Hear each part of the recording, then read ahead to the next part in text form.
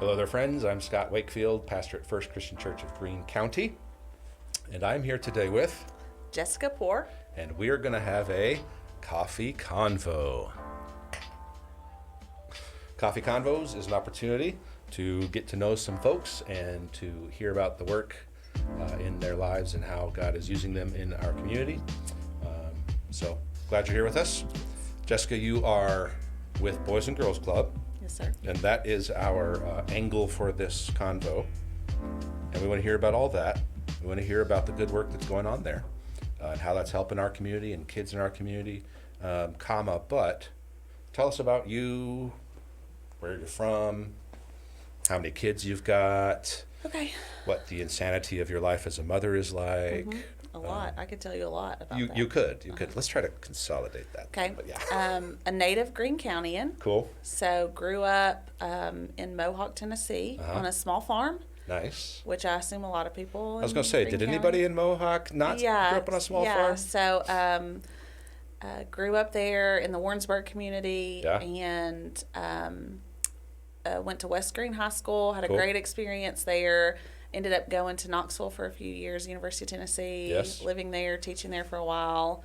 Got married to my husband, who is also a native Greene Countyan, and is also a West Greene grad? Greeneville. Oh, he's a Greeneville. Oh, okay. Gotcha. Yep. Right.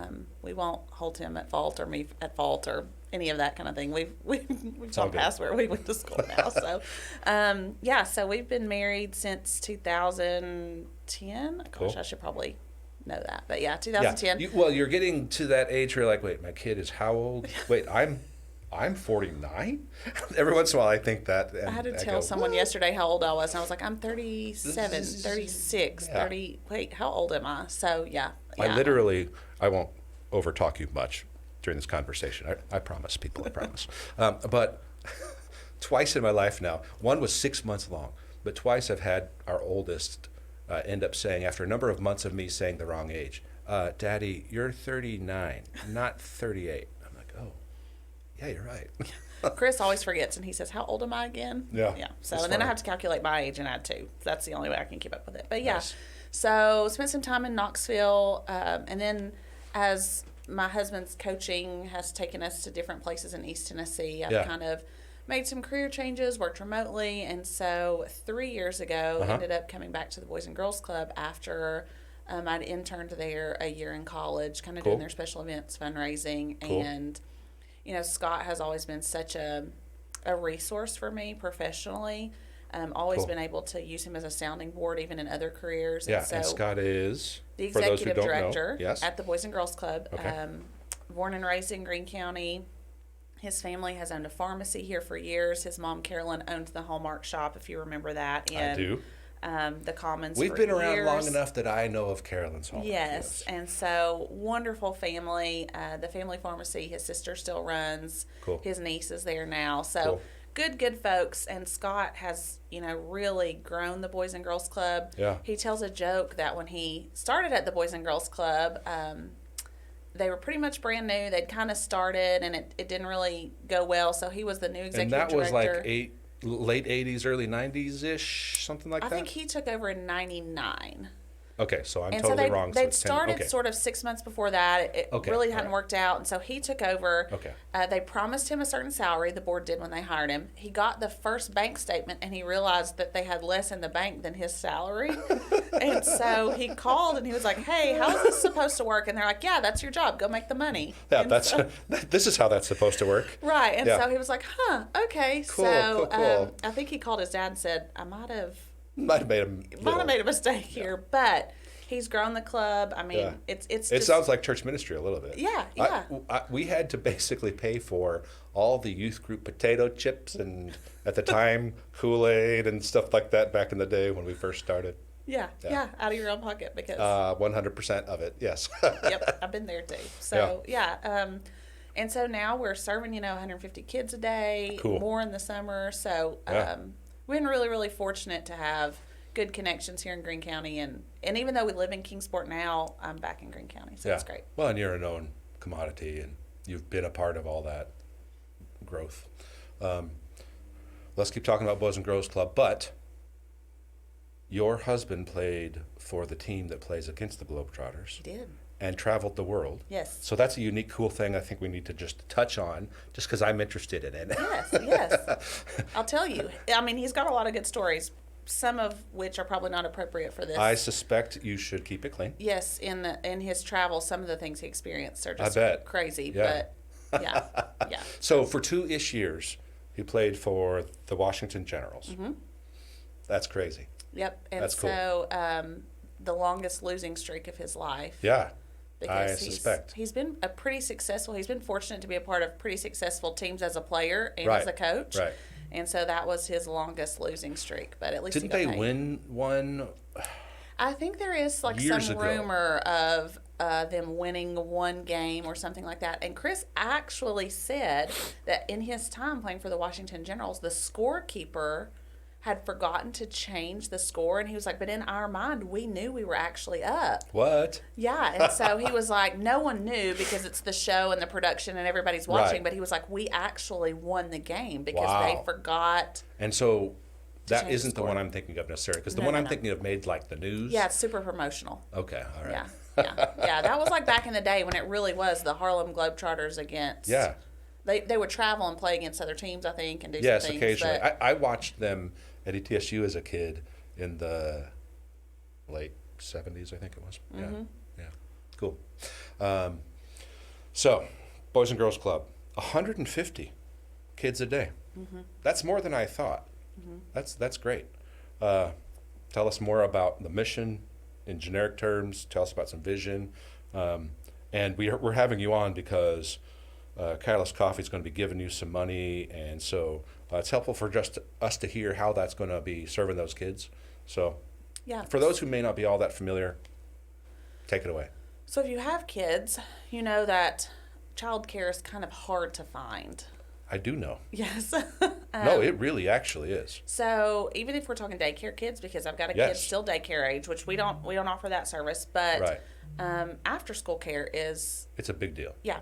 And so, Boys and Girls Clubs of America do a lot of research, and it's not hard to understand that, juvenile crime would spike between the hours of like 3 and 7 because they're out of school. Yeah. There's nowhere for them to go. Right. I mean, so if our kids are involved in sports or band or mock trial, that's great. They're probably staying after school and doing things. Yes. If they're somewhere else. yeah, if hopefully. they're not, where are they? Right. They might be at home alone. If you've got a really super responsible kid, that's probably fine. But I was a latchkey kid for most of my growing up years because I was the oldest, and well, there were only 2 of us, but I was a latchkey kid my whole growing up years when that became first a thing. Yeah. And so what we want is to give kids a place to go and do homework, a place for them to play in the gym, have a snack after school. And we know that the more times a kid has a responsible adult that they can make a friend with, that they can be mentored by, the better off they're going to be. Oh, absolutely. The greater chance for success. And, Yeah. and the thing is, we never know who a kid's going to pick as their person. Chris, I'll use him as an example again. He's got a great opportunity to be somebody's person, a lot Sure. of people's person as a coach, but not Yeah. all kids play sports. Right. Not all kids are in the band. Not all kids want to, stay after school and do an activity. So our staff attends a ton of training, and most of them, we're so fortunate. Most of them are studying education. They were Boys and Girls Club kids themselves. Some of them are teachers or aides in the school and then work after school with us. Okay. So they understand kids. Yeah. And for us, it is about serving our most at-risk population. Okay. Whether that's single income Right. households, whether that's grandparents are raising you, but that's not all the kids we serve, because any kid who doesn't have anywhere to go after school is a kid we want. So Yeah. it doesn't matter if you're the top of the food chain income. That doesn't matter to us. Right. We know there's an at-risk population that really, really needs us, but we know that there are kids in Greene County that, no matter the situation, Yeah. need somewhere to go after school. Yeah. So we want to serve those kids. Yeah. So Cool. 150 of them. That's a lot. I for a year at my home church, I ran a program that was functionally exactly what you're talking about for a year, where we had it wasn't 150, but it was 50 something, 50 to 65 kids a day who'd come, and we'd have a homework room, we'd have a gym, Yep. we'd have a snack area, and we would have different centers and games and things going on. And then we would have from the church volunteers who would come help serve those kids, help keep them corralled. So yeah, you mentioned, and I was thinking about the volunteers that I helped lead then. You mentioned that some of your staff now were kids then. And so how many adults would be there? How many volunteers do you have? Give us a sense of how the volunteer stuff works. Yeah, so on and an people on average staff. day, I've got about 10 part-time staff there. Okay, right. Because we're a Department of Education certified facility, yes. we've got certain ratios that we've got to meet. Sure. Which is great because Yes. kids are crazy, especially after school. Right. They've got a lot of energy. Yeah, so you have to keep a 1 to 10? Yeah, That's 1 the- to 20 typically. Okay, Yeah. okay. But we break them out into age groups. So we've got 5, 6, 7, 8, because technically we Oh, I can was conflating serve. those numbers. Sorry, 10, 20. Okay, Yeah, gotcha. we can serve all the way up to high school. And we do have a couple of high school kids. Yeah. Primarily, those kids, once they can drive or get a job or do something else, they're too cool for school at the Boys and Girls Club, they Yeah. think. But that brings me to the fun thing that's about to happen. The new facility that we're about to build. Yes. So I tell you, we have 150 kids a day. If you know anything about square footage, we're squeezing those 150 kids into 10,000 square feet, which is not a lot of space. No. Not for 150 kids. No. I know how much family how of much 4, space 3 plenty take. of space. Yeah, family of 4, plenty of space. 150, not plenty of space. So the building has been great. The city of Greeneville has provided that for us for years Yeah. and taking care of us. But we have been on a mission to build a new building for some time. And if you've driven by Hal Hennard on East Van Road, you'll Yeah. know that we've broken ground Yes, on a new I've building. seen that. Yes. It's about 30,000 square feet. Cool.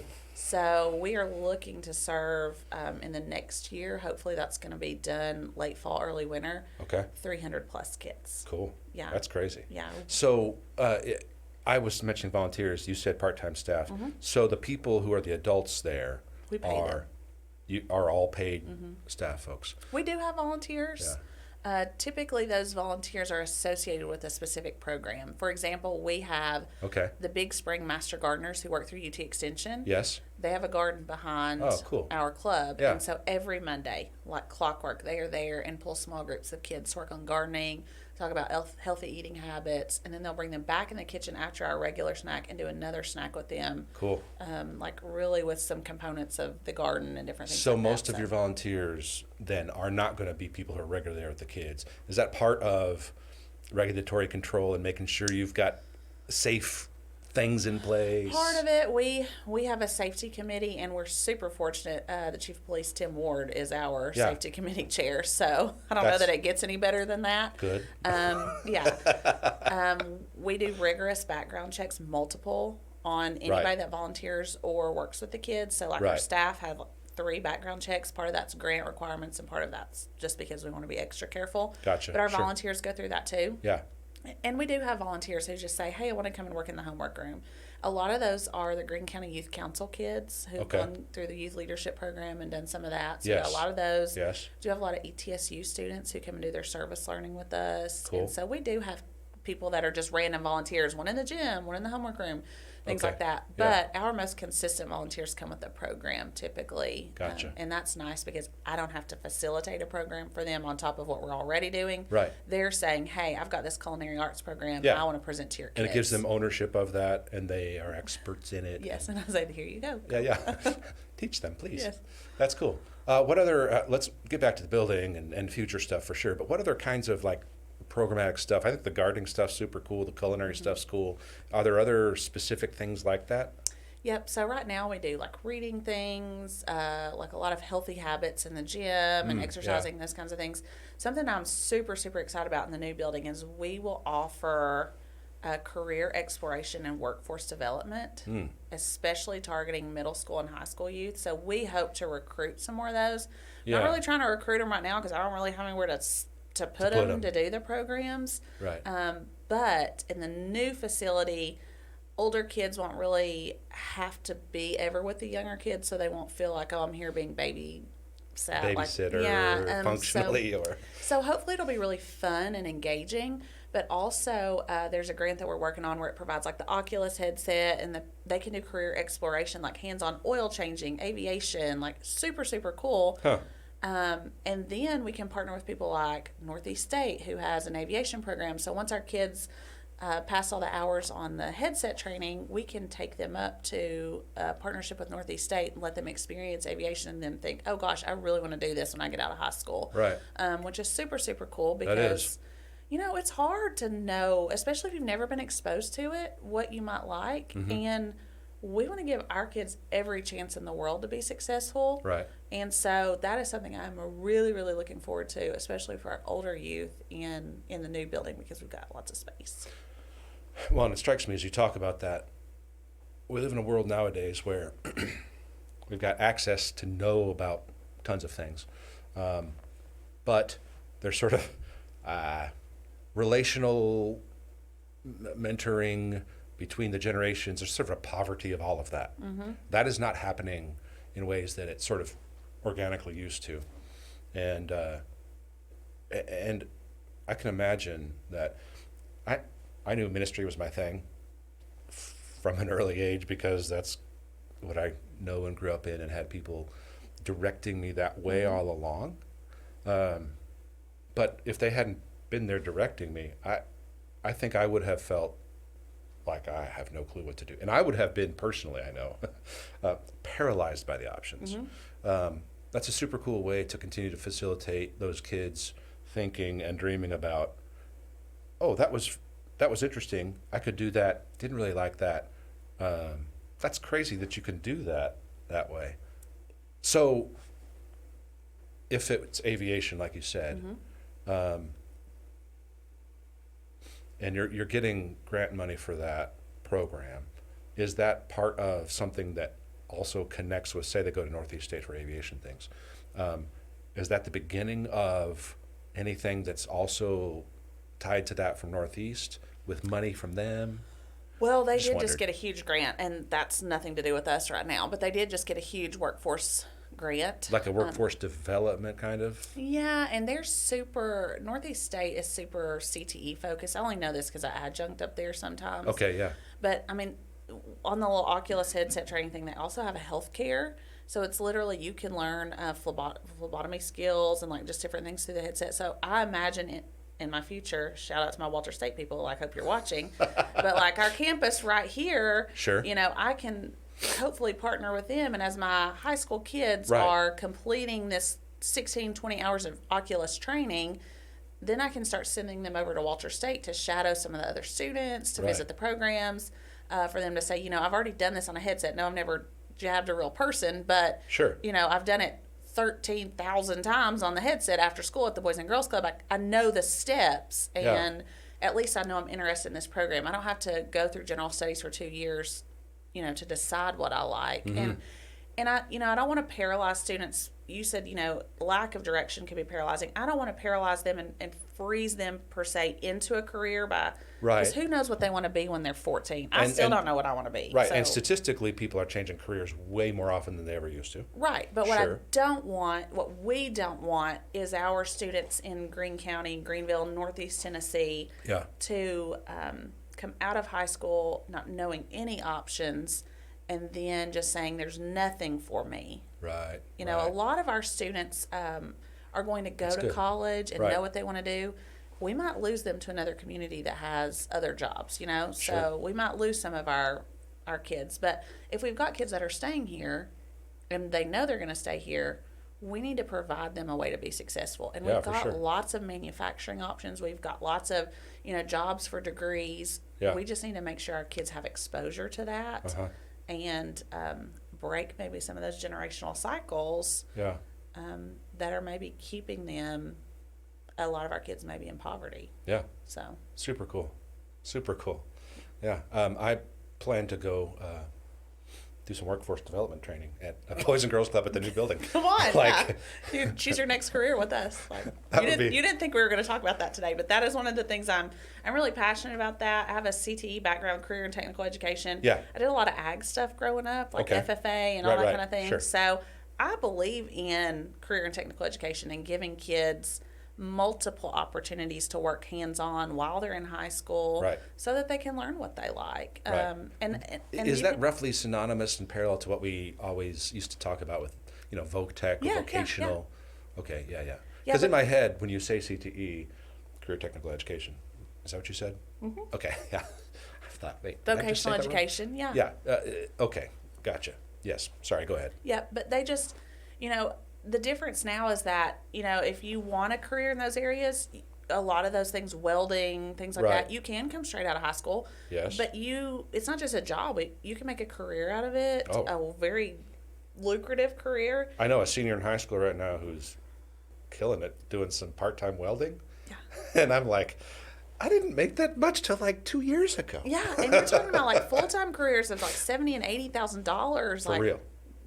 A skill that you can learn if you're interested. And the statistics are showing that as we move to a service industry, Mm-hmm. in general terms, some of those more CTE vocational things are actually in much higher demand than most folks realize. Yep. Much, much higher demand. And if you've tried to I don't know, I just think, for example, if you've tried to have somebody come do some stuff in your home, handyman, Plumbing, construction, electrical, plumbing, yeah. right. Those folks are like, yeah, I'll get to it in 3 weeks because there's no chance of me doing it right now. And it'll be like $100 unless it's an an hour. emergency. Yeah. Right, right.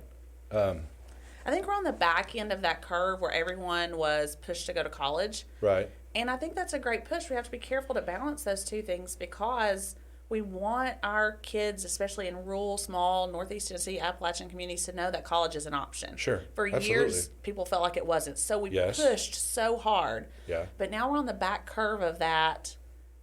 My generation is out here. We all went to college, or a bunch of us went to college. Right, right. A bunch of us have a lot of student debt Yeah. for jobs that won't pay that student. We got a lot of issues from that push. Sure. So I think we just have to be really careful, and that's the exploration piece for me. I don't care if you go to college, and I try to tell my kids this all the time. Whatever career you choose, whatever job you think you would like, Right, if it says you need to go to college, then you need to go to college. right. Sure. If what you choose says you don't need to go to college, you don't need to go to college. Right. We want you to be happy. We want you to be fulfilled. We want you to be able to have what you need to have a happy life. But it doesn't necessarily mean you have to go to college. Right. And so I just want our kids to understand college is an opportunity for you.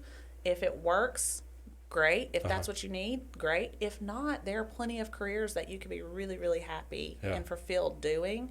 And so that exploration piece, I think, is huge because we want to expose our kids to as much as possible. Yeah. Help them make a good choice. Super cool. Yeah. Super cool. I'm glad you mentioned all that because Random. that's a good example of the kind of thing that people might think, oh, the Boys and Girls Club, they do after school daycare. Yeah. we'll And that's babysit. the first thing people may think of functionally. Mm-hmm. But I mean, to not even get to that yet, it's already doing much more than that. And it is saying, hey, here are some ways that we can develop you as a human being in society for the future. Mm-hmm. And we're building that into who we are as Boys and Girls Club and what we're doing. And that just takes it up a whole nother level. It's nice. Yeah, I'm really excited about that part. Yeah, it's cool. So, how's the building going? How's the development of all that going? Where are you all at with things? And how can the community and we help? Yeah, so we are right on the cusp of having all the funds to Cool. have the building complete. It's a really expensive building. I am If sure that anybody it is. knows anything about construction in general, before I came to the Boys and Girls Club, I worked in finance and did residential construction. Yeah. So I know a little bit about it from that perspective. This is a commercial building. Obviously, it's huge, 30,000 square feet. It's about a $6 million building. Yeah, That's commercial's a whole lot of different money. animal. It's a lot of money. Yes. It's going to be great. It's going to have 2 gyms, a performing arts stage, a culinary kitchen, a full cafeteria. Super So it's cool. going to be great for our kids. Yeah.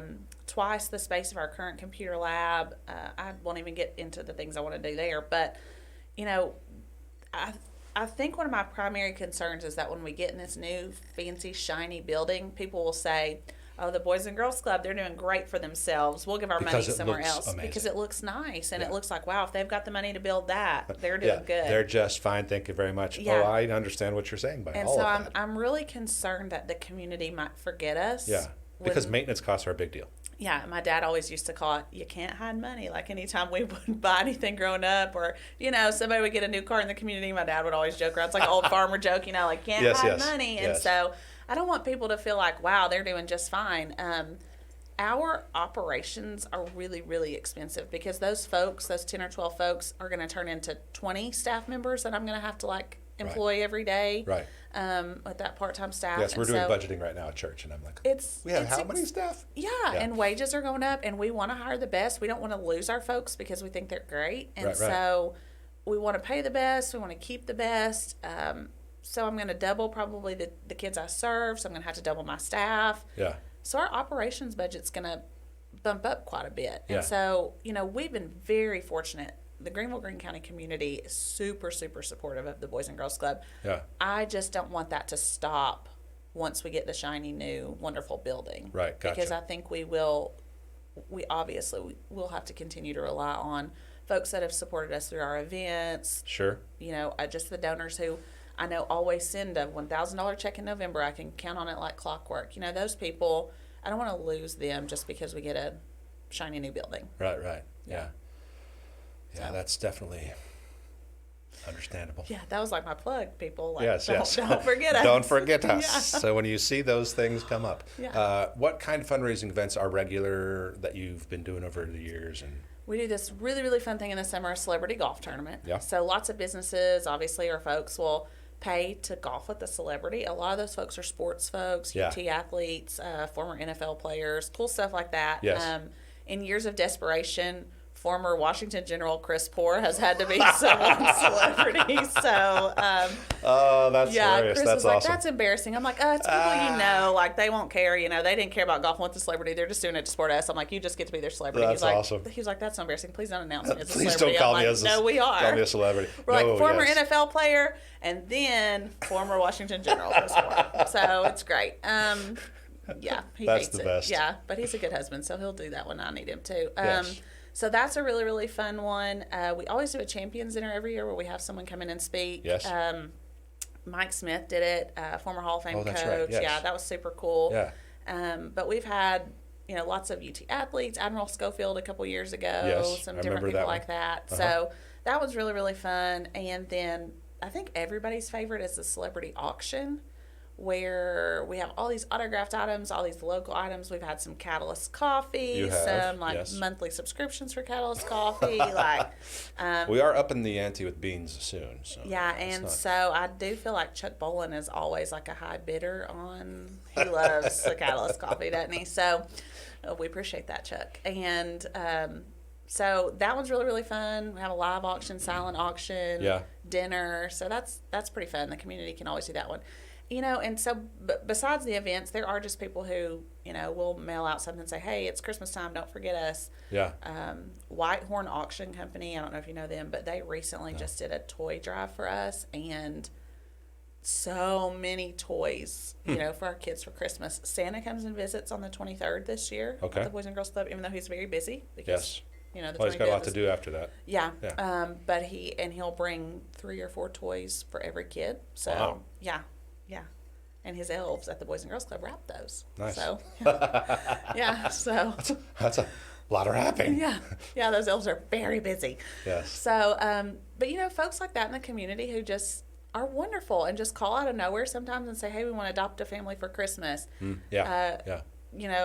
Catalyst calls and says, hey, do you want $2,000 check? And I'm like, yes, we would love that. No, So just, I prefer to just keep it. yeah, blessings just abound from our community. And so I just hope and pray those will continue because it's a worthy cause. Yeah. So, Cool.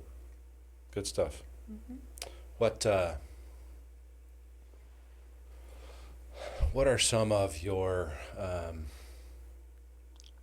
main? You mentioned the concern of ongoing maintenance of building, programs, operations, because you're going to be doubling your capacity easily, like functionally overnight, even though you've done a lot of work and it's not actually at all overnight.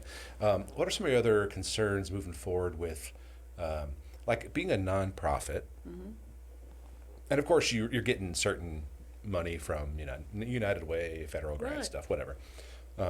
So grant all that, but What are some of your concerns about nonprofits moving forward?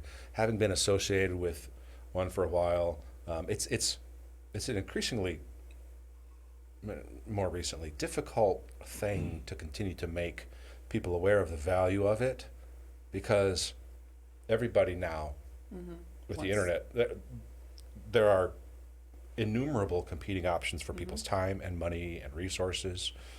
What are some ways you've been trying to work through that, deal with that?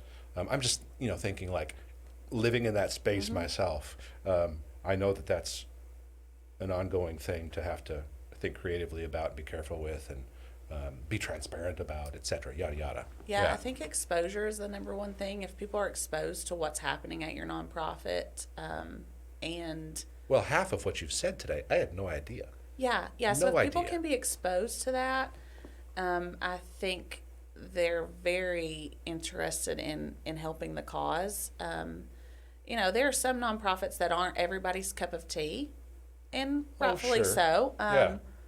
Especially if people have been touched by an experience with, cancer, and most people have, then they have no problem opening their wallet for a little, a donation to the American Cancer Society or something like that. Yeah. Most people have no problem getting behind the cause of supporting kids in our community. Right. That's pretty easy. Yeah. So, my job's not super hard in selling the fact that we help kids. But, not everybody, that sounds awful. Not everybody cares about kids, but not everybody, that's not everybody's thing. But when I do talk and have the chance to talk about the additional things we're doing, Yeah.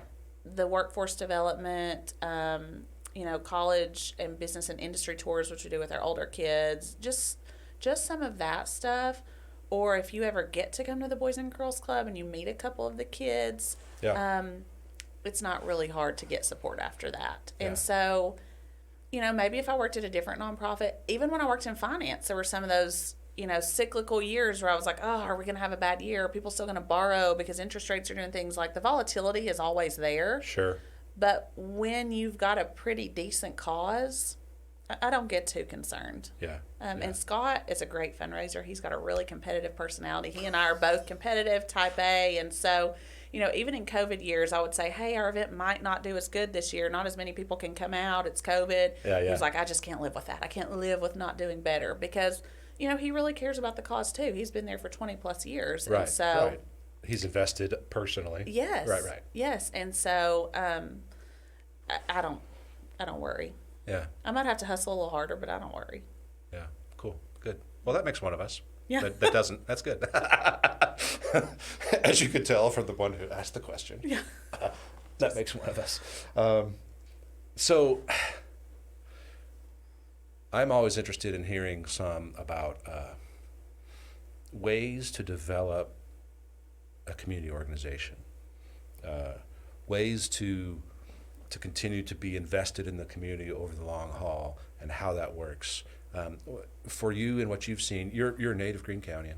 You've been at Boys and Girls Club as an intern, college, coming out of college, whenever that was, and you've been there now. So, what can Joe or Jill Schmo out there, listening, watching, obviously, they can give money, and so we want to say, hey, you can give your money. Yeah. What are some other things that are a part of, and I don't just mean with Boys and Girls Club, but to keep our community strong, to keep our community the kind of place where, and part of what triggered this is you talking about the kids who, we want them to know that they can be invested here in the long haul with workforce development, et cetera. What are some ways that leading that best has been something that you've seen in models for you? You've mentioned Scott a couple times. What are some ways that you've seen that modeled well, and that you've learned about doing that well? Because I'm just always interested in that community development thing.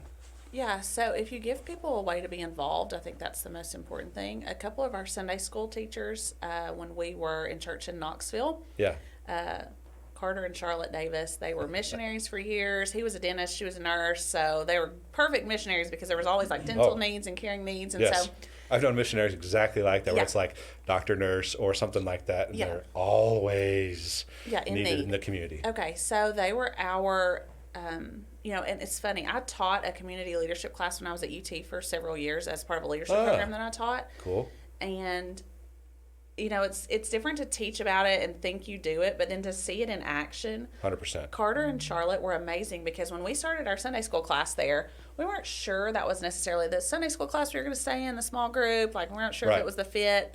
Immediately, Charlotte was like, "Hey, we need someone to volunteer to bring the breakfast for the group, for our group next week." And I'm like, "Well, now I'm obligated to come back." Yes. But also, she was good at understanding that I was a yes person. She saw that immediately, which I'm working on, by the way. Fresh meat. Yeah, but also, you know, if you give people a way to feel like they're being used 100%. and that they're contributing, Yes. then that is how you get people. One, you grab them, and then if you can show them what you're doing, they're likely to stay. And they become a part of the process of making it happen. And Even they if own it's it. something tiny like you just mentioned, hey, next week we need. Do you mind? Yeah. Yeah. Sure. Yeah.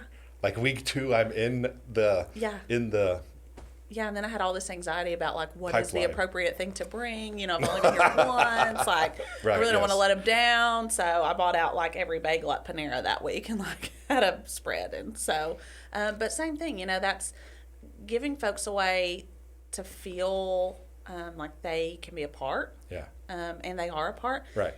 And you'll find this, if you call to donate something to the Boys and Girls Club, we'll rarely tell you no, even if we don't need it. Oh, because then you feel like you're a piece of this and you become invested. No question. I understand. And exactly there are things that I've taken that I wasn't sure how we were going to use, and then we found a use for it, or That's we good. found a person who needed it, or you know, I've taken treadmills, we've taken vehicles, we've taken grandma who passed away's art supplies, like that she kept for years. So don't only give your money, give your treadmills. Yeah. We'll take them. We'll take it. And then I have to find That's something awesome. to do with it if it's, you know, not something that works out for us. But I don't want to tell people no, because if that's their experience, their first experience with the Boys and Girls Club, and I can get them in the door, even if it's because I have to carry their treadmill out of their truck into my door. Yeah, that's good. Yeah, I can That's get good. them in the door, and we can start there. So Right. building the relationship with people. Which on the face of it, for some people, when we have a million competing options, can initially sort of feel like, are you manipulating me? But actually, and what you said earlier, what you're doing is giving them an experience of how it works, so that they can understand this good work is important and is worth your time and investment. So when you say getting them in the door, that's, you know, all we need to do is get them in the door. That's not what you're saying. And what I like about how you've talked about all this is that is actually how this community stays strong. Is you become a part of this process. Yeah, that's so good, because giving money is important. That's not nothing. No. But not everybody has money to give. But not everybody has, and that is not the only way this works. No, and you know, the support of the volunteers, and that will come back. More volunteers will come back. You know, we used to have a steady stream pre-COVID of a lot of volunteers. Right. That will come back, and so that experience, especially for our kids, is super, super valuable. Having extra adults there. Yeah. Consistently the same people. But also, you know, when we're talking about jokingly the treadmill, I mean, I'm also doing you a favor because you don't want that treadmill, is what you told me. You want it out of your house. So I don't even want to see it. It's a I want it out. win-win. You know, it's not the manipulation of getting them in the door, but it's the it's not, you know, but it's if you can come in the door, Right. and you can see what we do here. Be exposed, like you said, exposure. Yeah. Then a lot of people say, "Oh, I didn't know you were doing that." Do you get that a lot? As you were talking earlier, I thought there must be tons of people who go, and we alluded to it earlier, but I'm amazed at how sometimes people will come to church, and after a little while, they've been here for a few weeks, and they go, I didn't know that's what church was. Like, this operates totally differently than I thought. And I'm like, yeah, that's what we try to tell you, but yeah. One of our largest donors for our new building Yeah. became a largest donor after many years of exposure to the Boys and Girls Club. thought it was a glorified babysitting service. Said Yeah. I had no idea. A fairly superficial exposure. Right. I had no idea. And he put that on himself. He said, that's my fault. I had no idea that's what was going on here. I had no idea Right.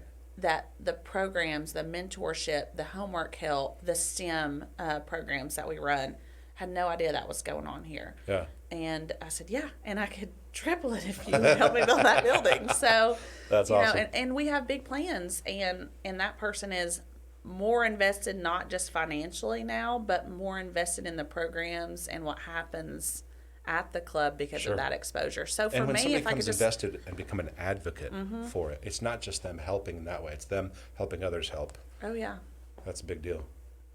Good stuff. We have a couple of questions we always end with, but before we get there, and the questions are, what's God teaching you lately? What are you excited, encouraged about? And those can be whatever, your own life, Boys and Girls Club, etc. But I want to ask you this.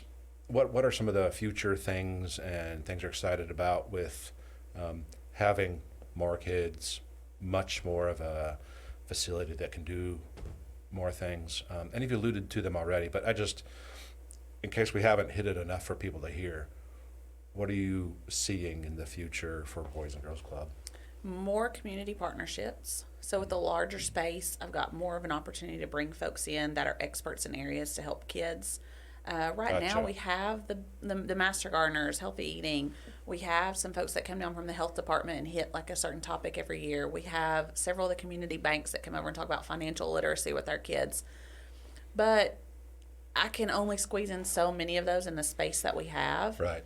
And we can only make it like so age appropriate when I've got to put like 15 different groups, different places. So really being able to specialize and target our kids for what they need, and community folks coming in to help with that. The workforce development piece I think is huge. Yeah. I keep bringing this up too, and Scott's like, okay, if you figure it out. I really want to have after hours programs, not only for teens, but maybe for young adults or folks in our computer lab. It's going to be twice the size. So once the club closes at 6:30 in the afternoon, having like free pizza and Tusculum coming over and talk about like, this is how you come back to college if you're, a parent or an adult who wants to return. And we're going to have a resume session tonight at the Boys and Girls Club, so that our parents, again, some of those who are caught in a cycle who, Right. if you're like me, you get done with work, you go home, you scramble to cook something, like hurry up and try to help kids with homework. To cook personally. Yeah, I'm sure. I think you probably are. You're probably a decent cook. No, just keep talking. Okay. No. Well, the coffee was good. I can do coffee and cereal. That's about it. Well, those work. Yeah. But so like, there's no time, it feels like, Right. to even research how to do something different. So if you're saying, I really don't like this job, it's really not what I want, but I don't know the steps. So my idea is like, why wouldn't we be helping those parents too? Right. I'm also really excited. We've hired a part-time like family coordinator, family services coordinator, liaison. Right. Yeah. We can't be everything for every family. Sure. But as they come in the door, if they have questions, if their family's saying, hey, I really need this resource, I have no idea where to go. You've got someone who... We've got someone who's constantly having lunch with different people in the community and making sure she understands those services so that she can say, yes, here's who I can send you to. for real. And yes. so that's a big deal. huge. I've noticed that is an important thing that, in some ways there are a few folks in the community who do that well and who are knowledgeable about those things. But generally, there aren't many people being intentional to be that resource who knows all these things. That's good. Well, we had a meeting with families, we had a meeting with our students, and then we had a meeting with community partners last year. Yeah. And we decided we don't really need any more resources. The resources are really out there.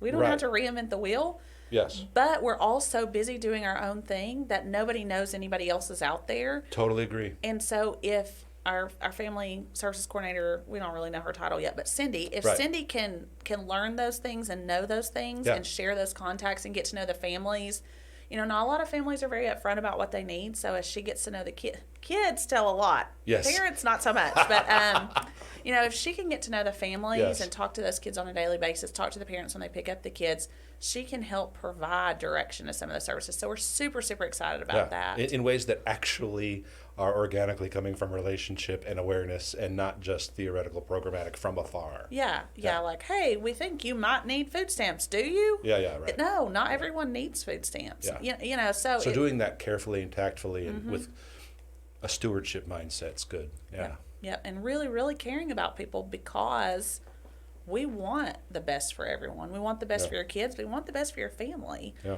And so a lot of cool things like that I'm looking forward to. Yeah. So good. So, last two questions we always ask are, what's God teaching you lately, and what are you excited or encouraged about? Okay, so what is God teaching me? I feel like I'm still trying to decide twofold which one of these he's teaching me, okay? He's either teaching Let's me... unpack this right now. Yeah, okay. He's either trying to teach me to be patient, and I'm not sure. He may just say, that's not for you. Patience is not your thing. I didn't build you with that, so I'm not sure. If he's trying to teach me patience, or if he's trying to teach me that it's okay to live in a whirlwind that's fast and going all the time, Oh, yeah. but I'm going to have to lean into him more to live in that. So is he trying to Right. say, get some patience and slow down? Or is he trying to say, it's okay to live in this tornado you live in, but you're going to have to lean into me to survive?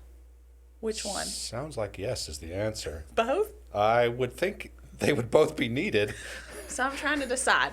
I mean, I don't know if it's up to me. I keep that saying second reveal one, it. that second one you can, mitigate and draw boundaries and be careful and intentional about. Sure, that's hard when you're in a whirlwind. Yeah. But I understand what you're saying for sure.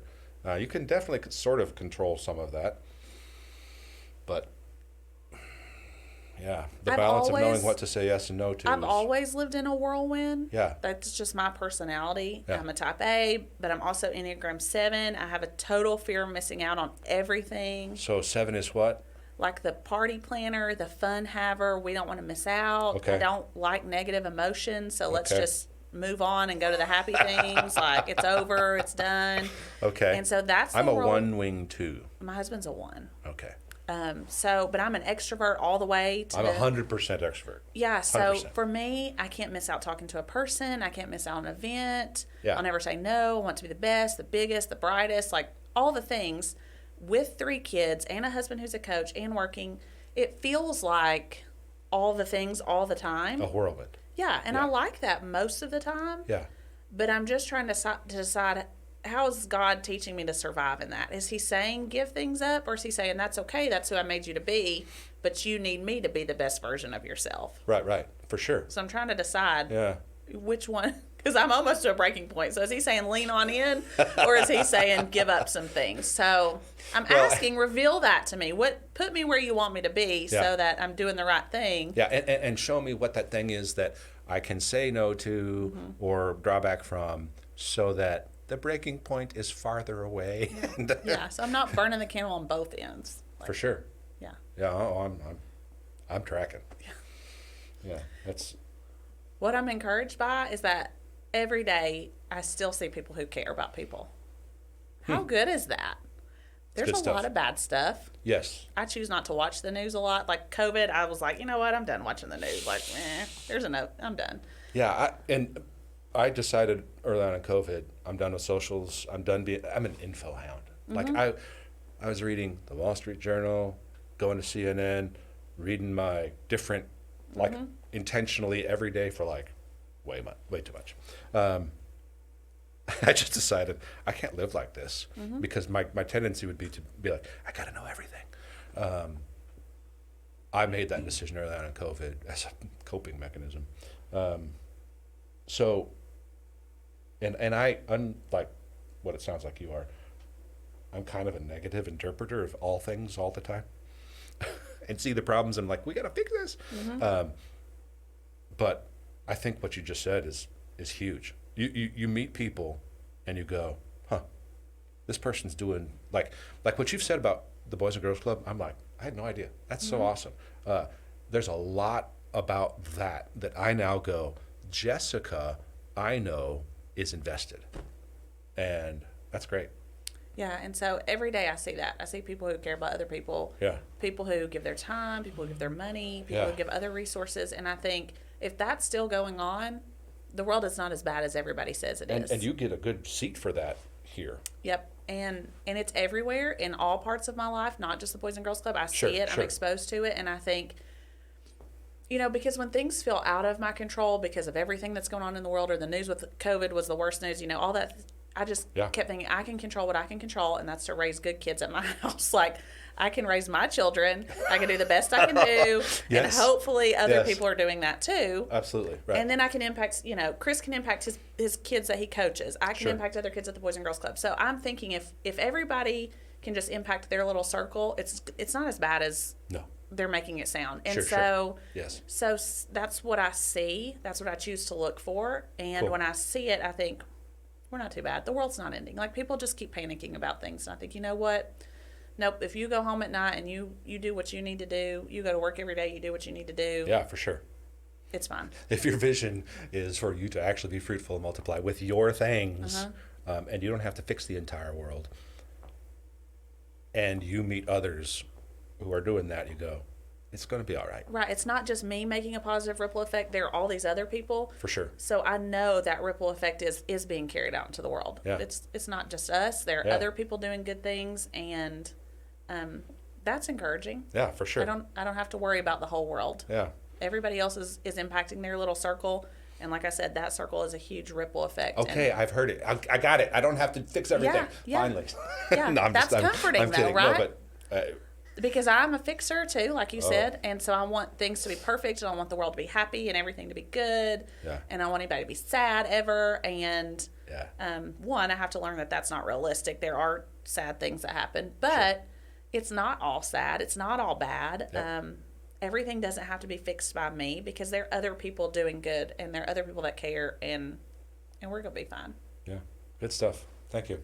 So good. Yeah. Oh, we Give your money and volunteer and give your treadmills to the Boys and Girls Club. love Greeneville. Thank you.